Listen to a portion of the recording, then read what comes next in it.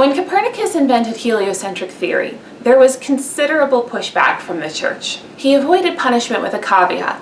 Heliocentric theory, which places the sun at the center of the system, might make the math easier, but it doesn't say anything about our place in the universe. In other words, it was Copernicus who focused on the math, and it was Galileo who focused on the less palatable ideas. He suggested that the math was easier because we're not the center of the universe.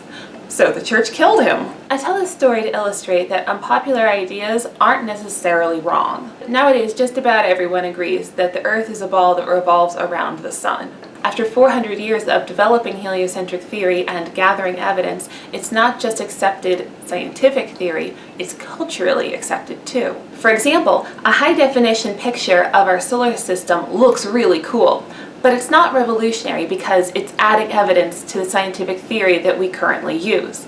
This is called normal science. Most science belongs to this category, but not all. When an experiment or an observation provides evidence that doesn't fit into our current working theory, we have to change our thinking in order to incorporate reality into our understanding of the world in what's called a paradigm shift. Culturally, we have a really hard time accepting paradigm shifts.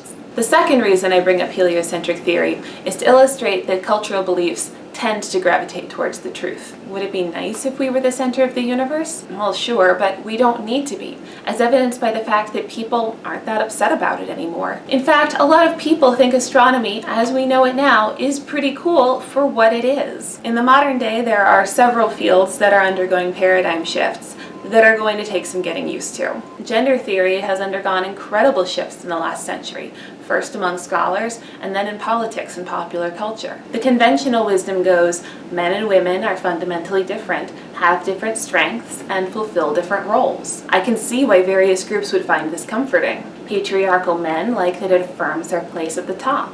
Many women like it because it's an explanation of their lot in life. There's nothing wrong with society, it's just nature. Men who think of themselves as self-made would like to ignore the fact that they may have been given the nod a few times. Lots of people find comfort in this older model, but that doesn't make it true. One problem with this older biologically essentialist theory is that it doesn't account for all gender expressions. For example, trans people's genders don't correlate with biology and don't even necessarily align with the common gender binary. Are we supposed to conclude that trans people are either crazy or lying?